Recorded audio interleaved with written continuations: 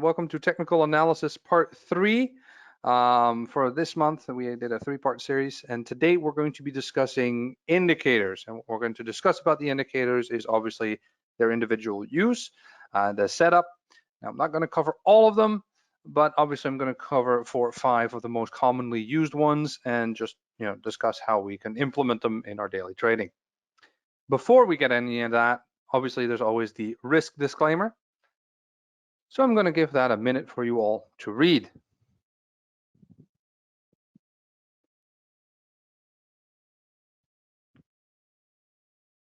I think that's long enough. Now, so what are we going to discuss today? Well, first I'll explain a little bit about myself, who I am, what I do. And then we'll discuss a little bit, touch on the base, what exactly an indicator is and what it does. And then we'll discuss the following ones. We're going to look at moving averages. We're going to look at the MACD. We're going to look at the relative strength index, or RSI for short, stochastic, and Bollinger Bands. And obviously, as always, at the end, we will have a Q&A where we will have extensive time to just go back and forth with any questions that you may have. So, about me, who am I? My name is Mike Rotting. I'm 36. I live in Athens in Greece. I'm originally Dutch. Married to a wonderful wife with a little daughter. She's about 6, and an annoying little dog. I started my trading career a little over 15 years ago when I was studying for international business studies, a Cambridge study that I did in the Netherlands. And well, I was kind of bored and I was good with numbers, so with the accounting. And I started looking into self-trading. And like most of you, at the start didn't go too well. Looked at a bunch of YouTube videos, tried to follow, certain self-proclaimed, gurus, and obviously I fell in the trap of, getting money fast and it's so easy, and use this shortcut, that shortcut. So the first 2-3 accounts, same result as everybody else probably. Not too wonderful. Lost the first 2. Then about 3 years into the trading, I started thinking, okay, I need to do something different. So I stopped following everything else and just started basically from scratch and really taking my time learning step by step. That eventually resulted into me from the 4th year onwards just having a profitable year on a yearly basis, and just basically consistently making profit over the years. That allowed me to grow out of the retail trading in a sense to basically what I do now. I am obviously a mentor. I do these webinars. Had my own company for these forex trading, but I have also started with a larger financial services company because I am studying to become a wealth advisor through the CISI. Because obviously a large focus for me is obviously investing. And I focus mainly on, offshore large multi-asset investments, different types of funds. I'm not going to bore anybody with it, but different type of investment. And obviously, I can assist anybody with self-trading if they do want to do that, to control that and have a little guidance. That's me in a nutshell. So when we talk about indicators, the first thing I always want to point out is understanding what an indicator really is. And they should be support tools and not decision-making tools. And the reason I say it that way is that once you've done your analysis and your due diligence with all the fundamentals and all the technicals, and indicators are part of technical analysis, there should be no point where you decide what happens with your trade based on what an indicator tells you. The indicator should be supporting or contradicting what you think the market is going to do based on your other analysis combined. The biggest problem every single indicator has, with no exception, is that they are reactive. So, what that means is that if a market shift happens right now, the indicator will not respond to that correctly. You, with common sense and paying attention, can. An indicator cannot. They will have to relearn. To put that in simple words, the way that I always say it, imagine you have a glacier that has been for the last 300 years doing 1 centimeter a year. That is very stable. You have historical data that's very stable. Now, tomorrow, well, let's say tonight, a meteor hits this glacier, turning into a giant lake. Tomorrow morning, you wake up, you look at that glacier and see like, well, that's gone. This is now a lake. An indicator, however, will still factor in the fact that it used to be a glacier for the last 300 years and use that information to extrapolate into what it's going to do now. You already know that the market now has nothing to do with the market then. There is a significant difference. So this is very, very important to understand that this difference is something that an indicator cannot identify immediately when it happens. I hope that makes sense. So there's different types of indicators. You have trend indicators, which the name itself says it, right? They help identify and or extrapolate trend data. That's it. Now, an oscillator, this is a bit more commonly used. And we will discuss these while I draw them. When we look at volume, obviously these are pretty standard, again, pretty straightforward. The volume, it's in the word, right? It determines the volume that's moving in the market at the moment. They either identify an increase in volume or a decrease in market. Now, there's a few that combine several aspects, and we will go into that. Now, a good example is Bill Williams being a separate one. And the reason I wrote that separate, Bill Williams was a very smart man who made a series of indicators that are completely their own set.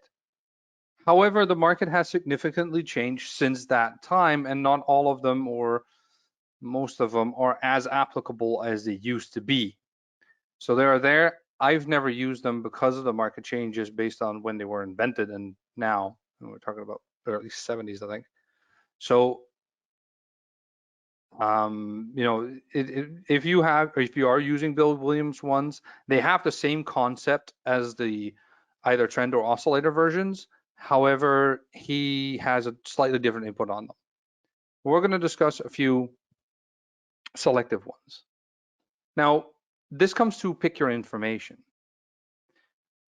Picking your information, what I mean by this is there is too many times I have people come to me that want mentorship, and then I tell them, okay, show me your chart. Now, apart from the fact that the technical analysis on trend lines and resistances are all over the place, and way too many usually, they also have 8 or 9 different indicators on the screen. At this point, I can't tell where a candle starts or ends or what screen I'm looking at because it's just a giant cluster of lines. Don't try to see everything. You can't. Focus on what you want to know and pick 1 or 2 instruments that will tell you that. They all work similar. Just pick one that works for you. What is very understandable is that you're not going to understand at first, like which ones will we pick. So we're going to look at the most common ones, starting with the most common one and probably cornerstone for most indicators. It's a moving average. So the type of indicator is very simple. It's an overlay. It goes on top of your chart, right? So this is a big point on pick your information. Don't get too many overlay ones, right? Don't get Fibonacci, moving averages, Bollinger Bands, alligator, and whatever.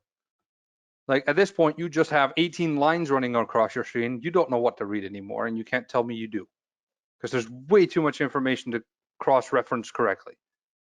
If you also add in your resistance and support lines, if you also add in your volume analysis, if you also factor in your fundamental analysis, if you then also factor in all the other indicators that you have underneath, right, the oscillators, like what do you now you have so much stuff to take in. You're focusing away from what you're actually trying to do, which is making a decision on whether you want to buy or sell said asset. It's literally that simple. In the end of the day, trading is not difficult. Right? You either buy something or you sell something. That's what we do. The question is, which direction do we pick? And we have different tools for that. So you don't want too many overlays. So it goes on top of your chart. Now, there are two types of moving average. There's a simple moving average and an exponential moving average. To make it very simple,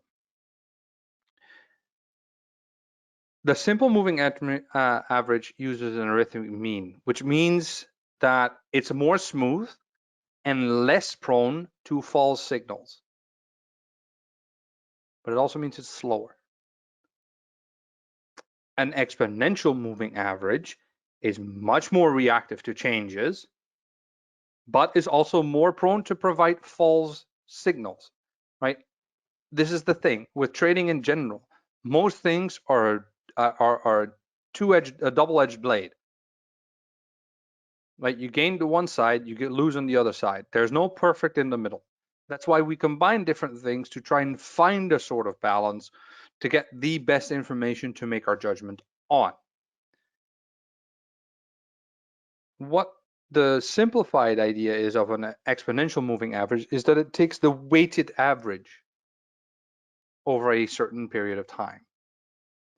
Now, the purpose of a moving average is trying to find out if we have an acceleration, a decrease, and are we reaching certain critical points of high and low within the trend. And this is why you use a slow and a fast moving average. Now you hear about single, double, and triple. A single moving average is not going to help you a lot apart from the fact that it tells you a rough idea of the trend. But again, remember, it is reactive. So you can already know what it's doing. But now if you look at a double, which is a slow moving average, and a fast moving average, right, which is usually commonly used, is about 250. So the slow moving average is setting for 200. The fast one is 50. Don't worry, we're going to look at the chart and set this up in a second. Right, don't worry about that. And then there's a triple moving average, which basically you add a medium size, medium fast one. So you have, for instance, 200, 150. And this is the most common setup in a triple. You can do multiple. You can even go further. But you have to understand 200 is the least sensitive to change. So that takes the slowest to move. And the lowest you go, lowest being 15 that you should do, is really super reactive, which is what you would use if you trade on very small time frames like minutes. You need something very responsive to compensate for the very slow one, because you need to make your decision based on how lines cross. There is no one size fits all, and there's no right or wrong. So depending on your strategy, you need to play with it. However, a very basic setup would be as follows. We're going to simply insert the indicator, and we're just going to grab a moving average, which is part of the trend, right? And the trends are all overlays. Now, the first one, it's already set for 50. We want a simple moving average because we want a more stable, more smooth runway. You can use exponential if you want. I am going to use simple in this example, and I just want it to apply to the high-low divided by 2. So the medium of the medium. You can leave it at close, which is the very simple one, and that's perfectly okay. That means that the line will only factor in the price level of the candle that was closed. When you do, for instance, the high or the low, it says it for itself. It's where the price was highest or where the price was lowest. Open is where the price opened, so it calculates the past 50 open prices, right? This is what period does. Median price is you take the high and the low and you divide it by 2 of the last 50 candles. Typical prices, high, low, and the close divided by 3. Now the weighted close is a bit odd. You basically take the high, low, and the close twice and then divide it by 4. Which is like a smoothed out version of an exponential one. Right? Generally speaking, there are a few situations where you would use this, but for simple purposes, close is fine. No need to get fancy. So this is our fast moving averages, which is always going to be trailing. So let's add another one. Right, so the next one's I'm not going to explain as much. Right, so this one, we're going to make 100, and we'll make that one color. I don't know, I hope this is visible. Let's make purple. And then obviously the big boy, which is trend moving average. And we'll make the 200, and we'll make the 200 dark blue. Again, simple, no need to shift, nothing like that. Now you can see on 1 hour that the 200 moving average is very, very, very far behind. And that is because of the climb into, but basically it's been a consolidation phase for a while, where this is now catching up to the fact that it accelerated past the previous high and then corrected itself back down, but that's beside the point. If we look at a day, right, as we learned in our technical analysis part 1, we do top-down analysis, so you would always start at a week, going into a day, going into 4 hour and then down. Well, let's take a day, for example, here. What we can see here is that the fast moving average just bounced off the slow moving average. And that's exactly where this correction came from. Because if we would compare where this bounced, it's exactly when the fast moving average touched the slow moving average, which means that it bottomed out in the average movement, which usually means that it tends to bounce off of it. Now, what we're going to see is that if this moving average starts pulling up, because this is starting to go up, this will accelerate past it, and you will have this scenario again. We have 3 above each other. Once that flips, it can flip, because then the moving average can go back down and they all bend down. Once the fast and slow go through your slow, right? So here they went through from bottom up. So the market, right here, is where they went through for the first time. And here you have your confirmation. And after that, it started accelerating. Right here is where swing traders are already putting their bets, because you have this consolidation phase where you're hoping that this is going to happen. Now, and a bit of luck, they're already in somewhere around here based on other technical parts. If you're more like a trend trader, you're going to be starting to go in right about here. And then here you have your confirmation where slow goes through, it accelerates past, and then you have your double confirmation. Now the median moving average is going through as well. So now you know, okay, most likely it will continue onward. So now it's safe for me to go in, and you still would have had plenty of time, to benefit from about 700 pips. Right? Before you had the first correction back down, etc., etc. So that, in very simple essence, is what your moving average helps you to decide. Okay, so indicator list, where are you? There we go. So don't worry, we'll get back to it. So that is how you set it up and how you would use a triple moving average, for instance. Now, like I said, there's several different settings that you could use. I can't get into them because we simply don't have the time. All right, moving on. So the MACD, or moving average convergent divergent. Very simple, MACD. Now this is an oscillator, which means it doesn't go on the chart. It's a separate box on the bottom. That's what oscillators are. Now, does anybody want to venture a guess what the purpose of a MACD is?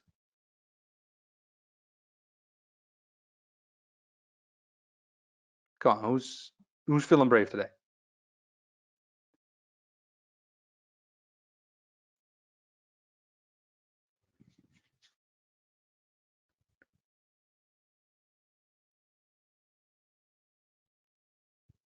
Oh yeah, I like this one.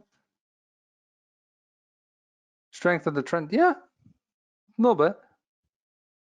So basically what it shows you is it gives an idea of momentum. Perfect, I wouldn't have worded it any different.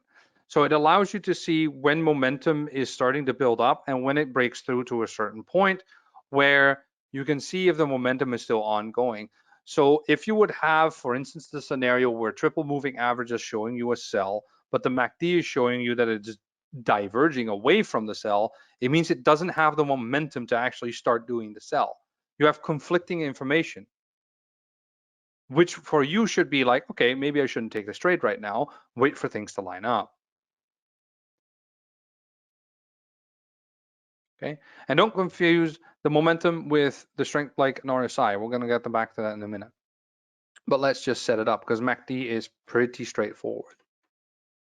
All right, so let's go insert our oscillator, which is the MACD. Now, the way it works is it takes a 12 moving average, an exponential moving average. Remember, exponential moving averages are more reactive than simple moving averages, but they also are more prone to false info. So keep that in mind. The standard is 12 periods, and then we take a slow of 26.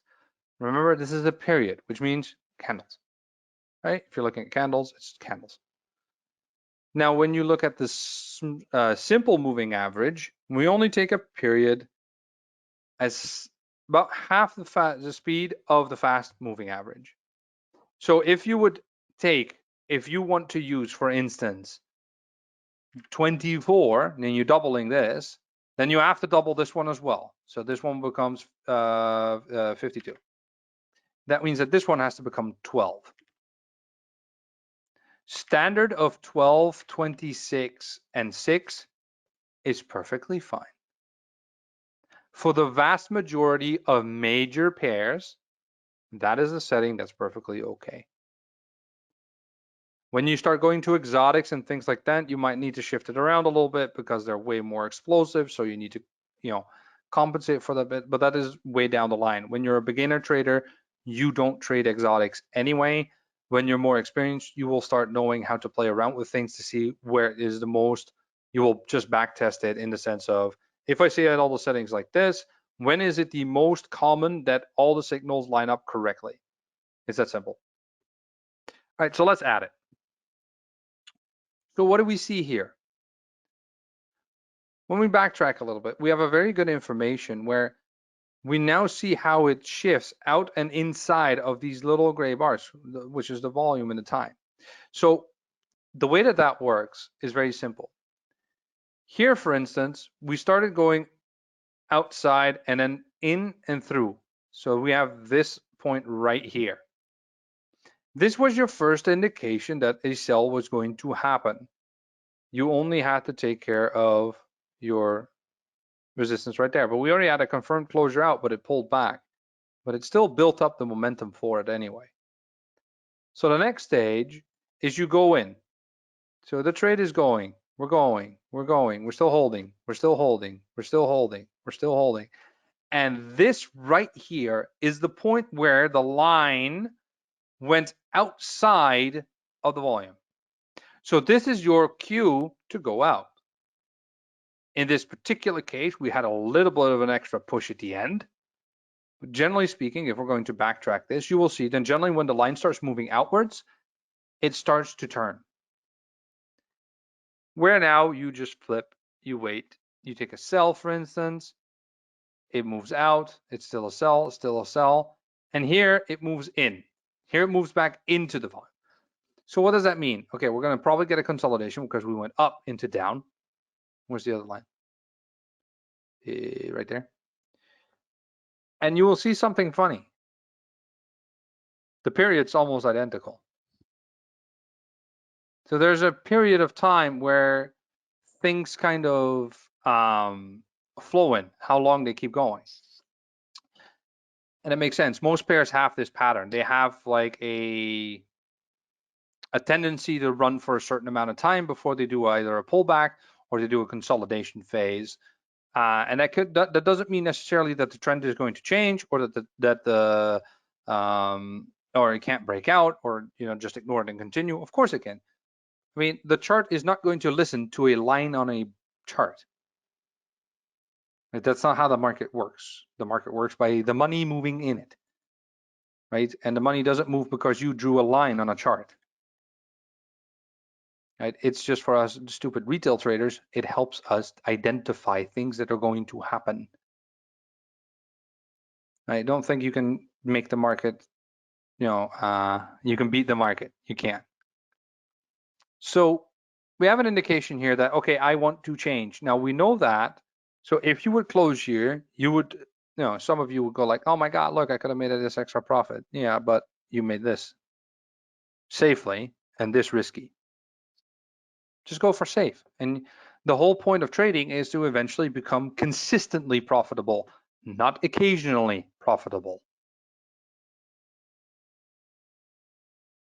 It's better to have a 45% win rate with a proper risk management and consistently make profit on a yearly basis than have a 70% win rate with a ridiculous amount of risk that when you do lose, you lose probably half the account. Right? This is just a typical retail trader thing.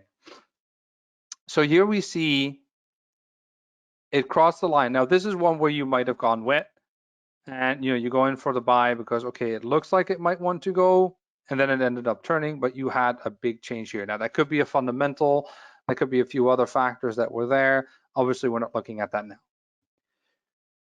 So we now go through, and for the ones that wait for a price confirmation and things like that, here is your point again. We move into the volume area, the line buries itself in, and we can hold, and we can hold, and we can hold, and we can hold. And here it says I'm going out. And usually that is how it looks. It goes after the low point, it goes out. So here you see that it's turning, and then somewhere around here, you're going to be like, okay, time to get out. So you made another sell and you made another profit. Here, you also have your indication to flip your sell into a buy, which we then hold, which we then hold, which we then hold. We now flip volume from sell to buy. So it's now building up momentum. Remember, when we're coming from the bottom going up, you don't need to close the trade when you're going into the volume because you are already in it. You're just flipping the volume around. Now we keep going. We keep going. Here we have an indicator that we might want to turn, right? It's leaving, the volume is sharply dropping all of a sudden, and the line still builds up, right? So the simple moving averages keep going, but the fast ones are building down. So what does that mean? It means it's time to either close or, for those that build on winners, time to add another buy to the mix with obviously stop loss moved, etc., etc. And we hold and we hold, and you would still be holding today. So you would be in this buy right now, perhaps with the second buy period right there. So this is in essence how you set up a MACD and how you would read the MACD. I know it's a lot to take in, and don't worry, like I said, watch the recording over and over until you get it. All right, so let's get cracking. We got more to do. So here's one that everybody loves. The relative strength index. It again is an oscillator, which means it doesn't go on our chart. It goes underneath it. Right? It's a separate little box. But the RSI is also one of the older ones. It was established in 1978. And one thing that people seem to misunderstand is it's like, well, it tells you how strong something is. No, It gives you the relative strength of a security to another. That is not the same thing as telling you how strong something is. It's a relative strength, which means it's highly volatile. It can change at any given point.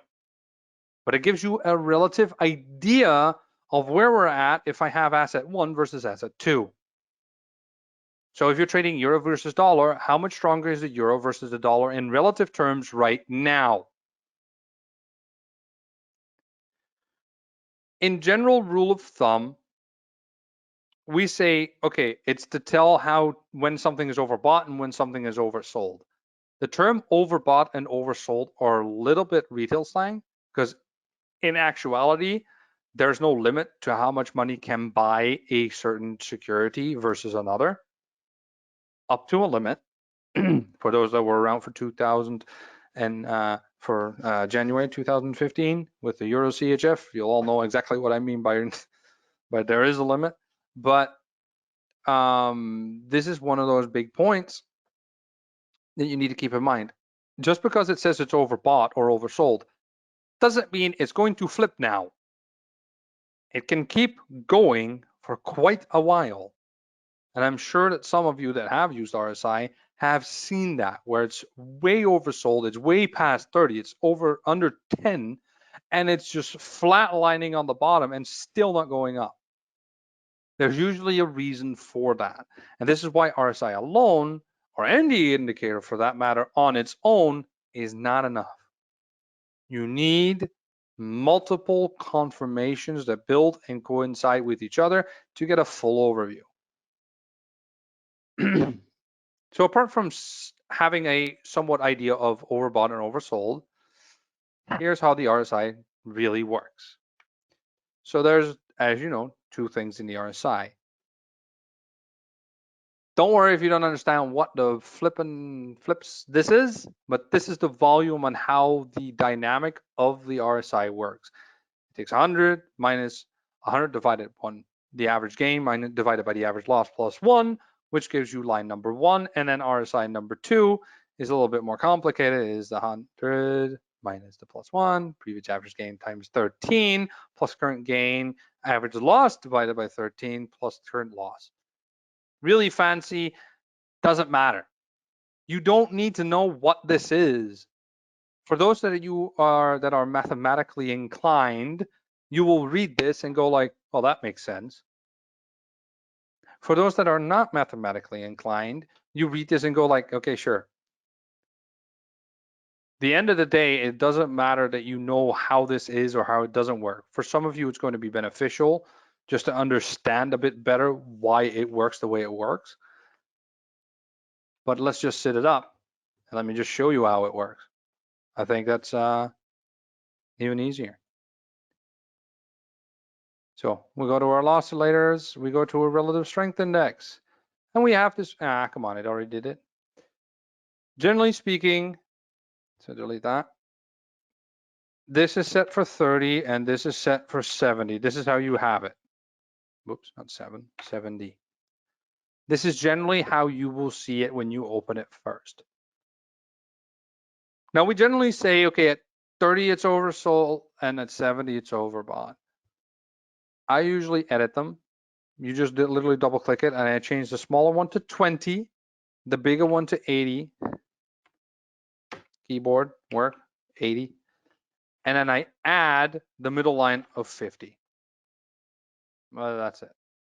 And that's just a personal preference thing, then it looks like this. So who can tell me what this weird wiggly thing is?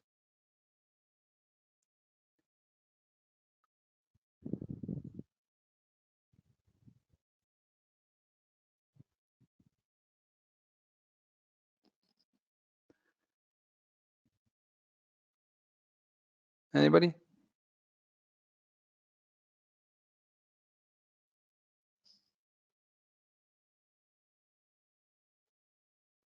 Nobody wants to know, guess what the red line is within the RSI. How do we know when it's overbought? What is it? What is the line based on? Yeah, there we go. It's a moving average. It's a type of moving average. And the reason you don't use the same moving average over and over is because then you would just get the same info over and over. Remember what we're trying to do, because in the end of this story, we're going to combine everything. Well, we want to combine things that make sense. You're not going to combine a bunch of apples, pears, and grapes. You can say they're all fruits, but they have nothing to do with each other. You do want similar information, but slightly different. Remember, no one size fits all, but when you combine different sizes, you can fit everybody. But it has to be somewhat relevant to each other. So yes, it is a moving average. And in this case, we use a period of 14. And in this particular case, we are going to use the weighted close because you don't want it to move that fast. You're trying to find moments in the market when you are truly pushing that limit of overbought and oversold. The only way you're going to do that is by making it a very heavy line to move so that once it does get to the top or it does get to the bottom, it will most likely turn. And again, most likely, not always. So let's just leave the line as it is. So how do you read this thing?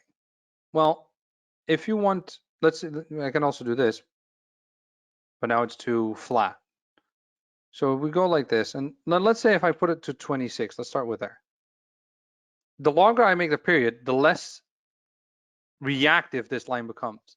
But if you make it really small, let's say 6, it will calculate this based on the past 6.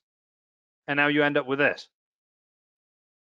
It literally just dropped off the face of the planet here. Like, you can't trade with this. It's way too fast. You're not going to be sitting there like this and all of a sudden, boom, oh yeah, now buy, sell, and buy, and sell. No. Right? You're just going to get gray hair and you're not going to get anywhere. So that's 4. The standard period is 14. And again, for most major pairs, this is perfectly fine. And you can see it usually doesn't even get to the 20, but it gets close. It gets to about the 30 and the 70. The reason I have the higher ones is because you really know, like, okay, we're at a tipping point. So let's just read it back and see what happens. So here we're at a low. We're past a low point. We're having a consolidation phase. We're having momentum downwards. The market, stop it. The market here is clearly been moving sideways. Let's say you don't know this yet. The market here came out of an up and then started moving sideways, which it usually does, right? It started then, it broke through that line. So where did it break through that line first? It broke through the line here, and it actually broke through the line here. So we already knew it was building the momentum to go down here, because even though the market was going that direction, literally straight as an arrow, your indicator was going downwards. Meaning the moving relative strength of the euro versus the dollar was going down. The euro was getting slowly weaker versus the dollar at this point, which generally means that positions are being sold off. Everybody with me so far? So now we get to the tipping point where it goes through, and now we have to judge when is the lowest point. So you already have a break. And this is a little bit of a guess. So you get to this low point, you're still waiting. This is not something you would trade because you're going sideways. You wouldn't trade this just because it broke this line. Right? It's too early. You want something a little bit more consistent. If you would be thinking about a sell, you would have gone in here, not here. And you're not going to put in a buy yet because you need it confirmed outside. And then maybe you would have taken a buy here and then you would have gone with, but that's okay. Losing is part of the game, and it's better to take it to the chin and, you know, take what is more commonly going to be the profitable trade and lose a few of those, because in the end of the day, consistently, you'll make profit. Right? If I do if 70% of the time a certain trade will work, then I don't care about the 3 times it doesn't. If that makes sense. With proper risk management, we go back to the other webinars. 40% is all you need. 40% win rate. So literally, if you would take 10 trades, you lose 6, but win the other 4 in the correct setup, you make profit on a yearly basis. You don't need 80% win rate. Anyway, moving on. So here we have our indicator, and you can actually do something really funny here, because once you started seeing that this is starting to establish, yes, you can draw trend lines on your indicators. And here we have, if we follow this, this is where it broke. So here it confirmed broke out of it. Had a little bit of a pullback. We're following it. Bounced off of it again. Right? And if you would go in with the buy here, so let's say you take a buy here, your stop loss would at least be underneath the lowest point previously. So you already see you would have been fine. And that's with a really tight stop loss if you go in there. Normally you would make a little bit bigger. You will factor in a little bit of extra range in case of XYZ, but okay. For purposes, you say like, okay, I go underneath that. You would be fine. And you go in here. So we're moving in, we're into plus. You could move your stop loss into the plus. You go down, you have a little bit of a down draw. And here, right here, let me extrapolate this one based on this. So it broke it there and it bounced off the line again here. Now we have 2 rejections, which is the same as a double top or a double bottom on your chart. So most likely it's now going to start moving, which it did. Now it broke the line again. We have a horizontal line now here as well, which has stayed under for a little bit. But the second that it broke, we accelerated, which is also where it broke this line. And now you just accelerate and you hold your position, you hold your position, you hold your position. Okay, we're starting to drop. That's fine. We're keeping an eye on it now. We're keeping an eye because it still has momentum. We know it does. It's an overbought territory, or it was overbought, but it's still moving. We're still holding. We're still holding. We're still holding. We're still holding. Okay, now we've dropped back and we crossed through that line again that we needed to cross in order to get the momentum going. So here we close our position. So your trade was this. You risked 140, but you gained 620 pips. Easy game. That's the easiest 30-day trade ever. Well, let's move forward. So what do we do now? Well, we flip it into a sell if you want to. We hold, we hold, we hold, we hold. And here we have an instant flip. Now this is usually when it does that, news announcement or any other fundamental thing. Remember, we're not factoring in fundamentals at the moment. Right? We're focusing on this right now. So even if you would take in a sell here and you're holding this, it's okay because you're still okay. You're still holding. You're still hanging around this level. Your market, you're doing all your other analysis as well. And you see here that it dips through the halfway mark again and starts making acceleration downwards. And this is exactly what it does here.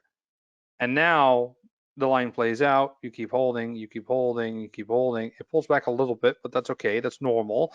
We just had a massive drop, which we expected to pull back a little bit. We hold, and now it bottoms out at the same point or just past the previous point where every time it gets there, it starts to tend to turn away. Right? This is where it stalled twice. Here's where it stalled this time and pulled back. Here's where it stalled and pulled back here. So now it's again, but this time it's much lower than before. The market price is much lower than before. We're almost back at the previous low. We just passed, this one. So there's different resistance and supports that we're crossing again, and price points, more importantly. So here we go again. Let me lock that in for a second. And we close our buy. And now we wait for price action or some other indicators. We see that it's going, we're going. If you want to be safe, you just, every time that it crosses up and down through the middle, that's where you go. If you do that here, you miss the bottom part. You miss this little bit. But you take the entire rest of the wave. And as long as it's not crossing back down through the middle, you're just holding it. So you're still building momentum now. Because every time it really flips is when it actually went through the middle. Went through the middle here, went all the way down. Went through the middle here from down, went all the way up. Now here, you went through the middle and it went down. You went through the middle, but it still pulled back. Oh, you lost this trade. So we lost one, we won one, lost one here. Okay, we go back through the middle, sell. It stops a bit weird. An announcement most likely. Close it, go through the middle, take a buy. Win, win, win, hold. Probably close it somewhere around here. Go through the middle, take a sell, hold it, hold it. Yeah, go through, probably close it. A little bit less profit than we wanted to, whatever. Go through the middle. Maybe let's say you just jumped into this one anyway. Sell, went straight up, probably nipped your take stop loss there. So we lost two, we won three now. We won three big ones, lost two small ones. We take a sell, big one win, flip it, close it, open buy, holding it. So we've won six and we've lost two. And the ones that we won are significantly more of value than the ones that we've lost. Therefore, we don't even care. Because one win covers both losses already, and the other 4 or 5 were pure profit. And that is just based on the RSI, without technical analysis, without the fundamentals, without all the other ones. So let's go to the next one. So the stochastic is another one. And what it measures is the closing price in comparison to its price range that you give. So you're basically calculating a certain price range and taking the closing price within that. So the purpose of that is similar to an RSI and a MACD kind of combined. You get a little bit of a better idea of, again, momentum. So here's how it works. Right, so you take the close minus the low of the range divided by the high of the range minus the low of the range. The N stands for range, which is the one that we indicate. And all that divided by 100 is what your actual one is. That's part one. Part two is a 3-period moving average based on the percentage of K. And these two combined make up your stochastic. Again, for those that are mathematically inclined, this will make sense. For those that are not, it doesn't matter. It's just, this is what it is in the background. So, if you understand that, great. If you don't understand that, don't worry about it. This is how we set it up. So let's just get rid of this boy. So let's go into the next one, which is our last one. Where are you? The stochastic, there we go. So what did we say? A period is N. And again, you will see the number 14. 14 is the last 2 weeks, right? Or 14 weeks, 14 days, 14 4-hour candles, 14 hours, 14 30 minutes. Whatever candle you're on, it calculates the last 14. Now you slow it down by 2 because, again, this one is a little bit more reactive. By default, it's set by 2, and this is fine. Just leave it. All it does is it speeds up the line or it slows down the line and how fast it moves. Again, on majors, you need a little bit of slow. On minors, you need a little bit more acceleration. On exotics, you want to slow it way the hell down. Oil, gas, and other stuff, generally you wouldn't use stochastic, but again, you start playing around with the setting a little bit until you get the line to roughly equate to what the market has been doing. Percent period D standard is 5, and that's fine, right? That's the end range that we were discussing, right? This one, this N, right? And it's a 3-period moving average. So in this case, we don't want simple. We don't want exponential. We want, again, linear weighted, which is the high, low, close, close. All right, we want to slow these lines down a little bit because we don't want them to move that fast. We want to wait for the right moment. I don't want to see every little fart the chart makes, because I want to trade slowly, securely, and consistently, not sporadically and press buttons whenever something happens. All right, so we add that one.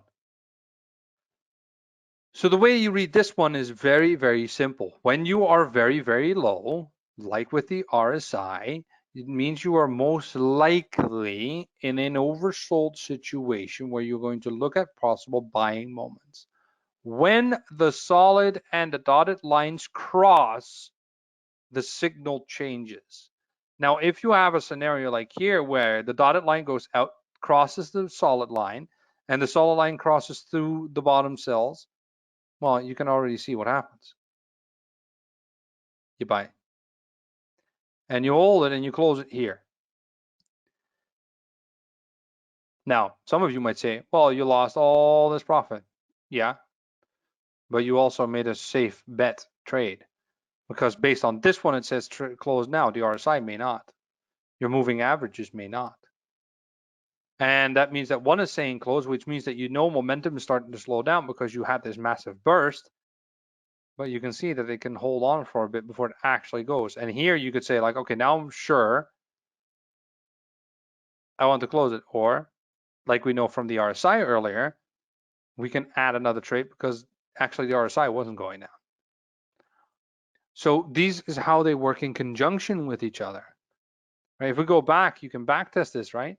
So here we have the solid line from top crossing through the dotted line going up, which indicates we're going to flip from whatever direction we're going. So we're going up, we flip into a sell. And yes, it did. It went into a sell. And here, when the dotted line crosses the solid line, which is this candle, it indicates us close your trade, which was a good call because it went all the way back up. Then again, it crossed. It says sell. All right, we cross it. And then it immediately said, no, it's not a sell. So if you're somebody that trades very fast, this is what you would look at. So you sell, you close your sell, you open your buy. You close your buy, you open your sell, close your buy, close your sell, back and forth, but you're probably holding your buy right here, right? Because you get this massive spike, so there's no reason to close it straight away.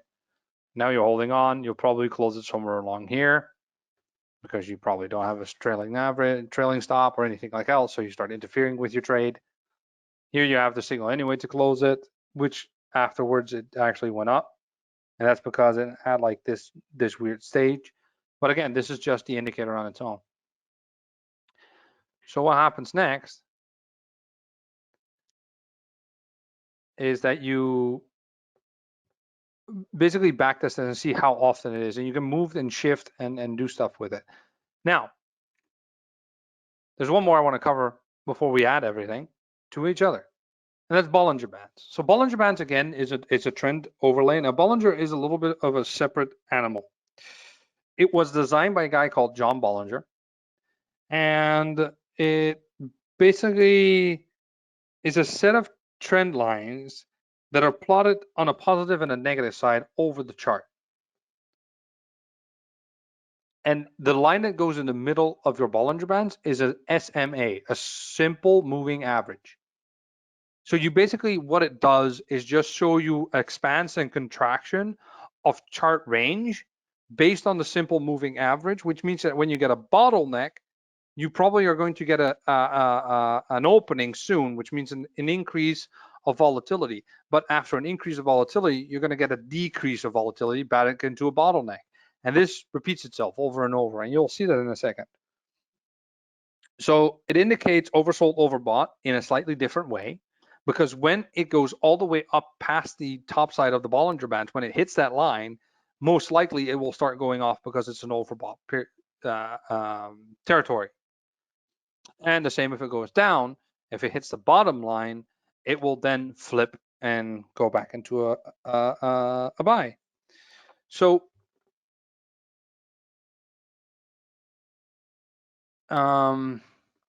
The way that you need to see this is that when you have volatility, you're going to like basically blow it up. The lines are going to go away from each other, right?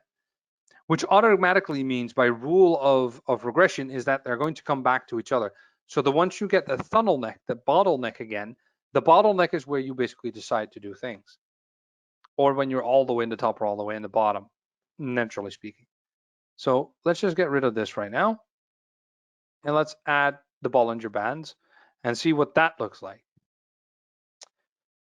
Bollinger, where are you going? There you go. So we're going to take a period of 20. You can also take a period of 14 if you want to make it match everything else. We were going to use this close. Don't worry about deviations. That's just, don't worry about that. The levels, we don't really care about that. You can add little lines to it, but this is in basics what it looks like. Now, if you would use the setting that was before, which is high, low, close, it looks like this. It shifts a very, very little bit, not by a lot. Right? So if you do it just on the close, it shifts downwards a little bit because it only calculates the closing price.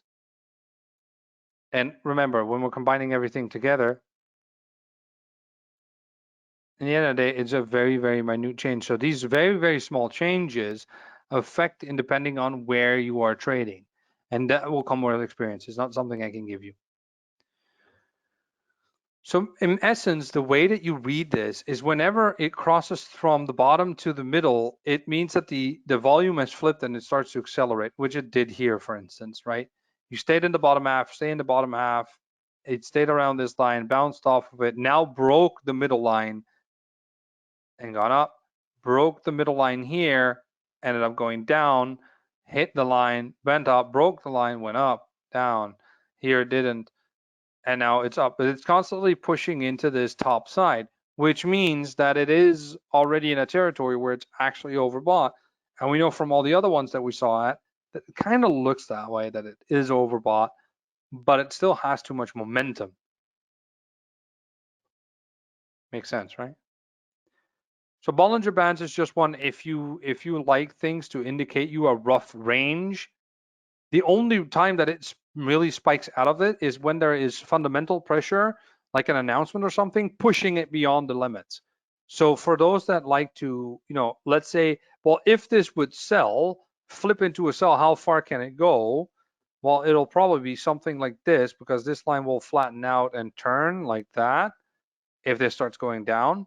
So you know that if you extrapolate it a little bit, it will probably do something like that if it sells. So if your stop loss is underneath this, you should never have to worry, right? Which is funny because if we look at it based on these two here, if it would sell, this Bollinger Band would bend off something like that because we know it's not that fast. Like they would bump into each other somewhere around here. Somewhere around here. Which is what it did here, right? Personally, I don't use Bollinger that much, but this is what Bollinger does. It gives you a little bit of an idea. So you have them all separately. We did our Bollingers, we did everything else. This, if you take the Bollinger out, is what it looks like when you combine everything. So you got your analysis done. I just noticed I don't have my trend line in here, so nobody saw that. Just making that real fast. So let's say we have our bottom top channel here real fast. So we know we're into this channel at the moment, which means that indicates our range here. If it goes straight up, it will probably bounce off of this. It gives us an idea that the fast moving average is indeed increasing.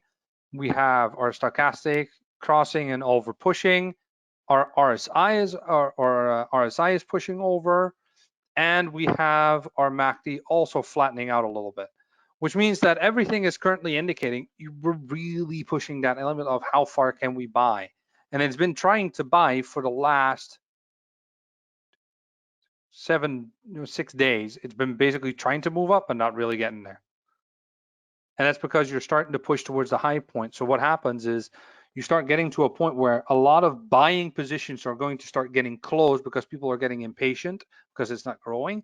So every buy position that closes gives more power to the selling positions, and there is going to be a huge amount of sell orders right about this area, right around this line where the top is here. Like, you can expect that a lot of sell orders are going to be in this area, like in this price range. This is 122,953. So most people will probably have, because we're creatures of habit, we hate uneven numbers. So that's probably going to be here 123 on the dot. Oops, not that one. So if you just, because we like even numbers. It's just who we are.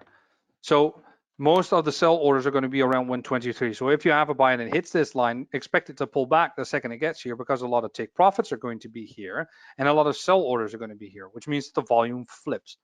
Now, if there is enough pressure in the market from fundamental analysis, from whatever, then it will keep pushing past it. Does the euro deserve to be over 123 versus the dollar? Probably. But with the whole coronavirus and everything else, there's a lot of little pressure points. So these are just a few of the indicators that we can use, right? So we did RSI, we did the MACD, we did the stochastic, and we did 2 overlays, the triple moving average setup, and we discussed the Bollinger Bands. And on that note, that covers the indicators I want to cover today. So for those of you that are watching on YouTube or the recording, thank you for watching. Hope you guys learned everything. Hope it was beneficial, and hope to see you on the next one.